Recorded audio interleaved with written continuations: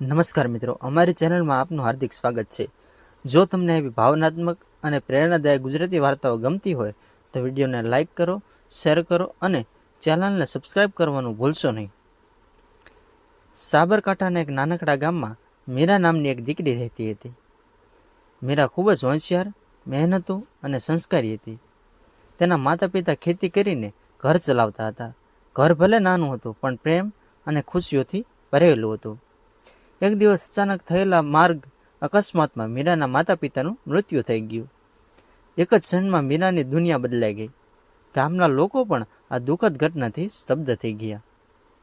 હવે મીરા સંપૂર્ણપણે એકલી પડી ગઈ હતી।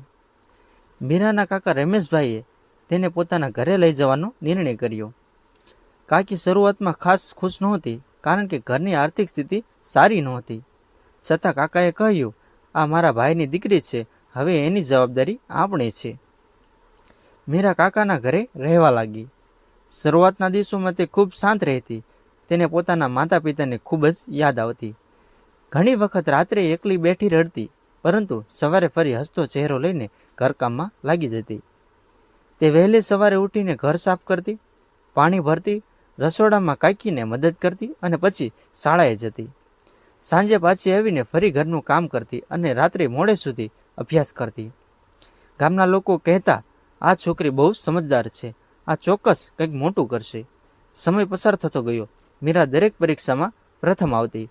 શાળાના શિક્ષકો પણ તેની ખૂબ પ્રશંસા કરતા। એક દિવસ તેને કહ્યું, તારી મહેનત એક દિવસ તને ખૂબ આગળ લઈ જશે। ઘરની આર્થિક સ્થિતિ નબળી હોવાથી મીરાએ નક્કી કર્યું કે હવે તે કાકા પર વધુ ભાર નહીં બને। તેણે નાના બાળકોને ટ્યુશન ભણાવવાનું શરૂ કર્યું। મળેલા પૈસામાંથી થોડા ઘર ખર્ચમાં આપતી અને થોડા પોતાના અભ્યાસ માટે બચાવતી। કાકા આ બધું જોઈને ખૂબ ભાવુક થઈ જતા। તેઓ કહેતા, દીકરી, તારે આ બધું કરવાની જરૂર નથી। પરંતુ મીરા હસીને કહેતી, કાકા, તમે મને આશરો આપ્યો છે, હવે આ ઘર મારું પણ છે। ધીમે ધીમે મીરાની મહેનતનું ફળ મળવા લાગ્યું। 12મા ધોરણમાં તેને સમગ્ર જિલ્લામાં પ્રથમ ક્રમ મેળવ્યો। સમાચાર પત્રમાં તેની તસવીર આવી। આખું ગામ ગર્વ અનુભવતા લાગ્યું। સરકાર તરફથી તેણે ઉચ્ચ અભ્યાસ માટે શિષ્યવૃત્તિ મળી। હવે તેણે શહેરમાં જઈને અભ્યાસ શરૂ કર્યો। ત્યાં પણ તેને દિવસ રાત મહેનત કરી। કોલેજ દરમિયાન પણ તેને પાર્ટ ટાઈમ કામ કરીને પોતાનો ખર્ચ ચલાવ્યો। ક્યારેય કોઈ પાસે મદદ માગી નહીં। તેની એક જ ઈચ્છા હતી, એક દિવસ કાકાનું નામ રોશન કરવું। વર્ષો પછી મીરા સરકારી અધિકારી તરીકે પસંદ થઈ। જ્યારે નિમણૂકનો પત્ર હાથમાં આવ્યો ત્યારે તેની આંખોમાં આંસુ આવી ગયા। તેને સૌથી પહેલાં પોતાના માતા પિતાની યાદ આવી અને પછી કાકાને ફોન કર્યો। કાકા ખુશીના આંસુ રોકી શક્યા નહીં। તેઓ બોલ્યા, આજે મારા ભાઈ ભાભી જ્યાં હશે ત્યાં જરૂર ગર્વ અનુભવી રહ્યા હશે। થોડા દિવસ પછી મીરા ગામ પરત આવી। આખું ગામ તેના સ્વાગત માટે ભેગું થયું। જે લોકો ક્યારેક કહેતા હતા કે અનાથ દીકરી શું કરશે, એ જ લોકો આજે તેની પ્રશંસા કરતા હતા। મીરાએ પોતાની પહેલી કમાણીથી કાકા માટે નવું ઘર બનાવ્યું। કાકીને સોનાની ચેન ભેટ આપી અને કહ્યું, માં તો મને ભગવાને પાછી આપી નથી શક્યા, પણ તમે બંનેએ મને ફરીવાર પરિવાર આપ્યો। કાકીની આંખોમાં પણ આંસુ આવી ગયા। તેમણે મીરાને ગળે લગાવી લીધી અને કહ્યું, આજે તું માત્ર અમારી ભત્રીજી નથી, પણ અમારી દીકરી છે। મીરાએ ગામમાં ગરીબ અને અનાથ બાળકો માટે એક અભ્યાસ કેન્દ્ર શરૂ કર્યું। ત્યાં કોઈ પણ બાળકને મફતમાં ભણાવવામાં આવતો।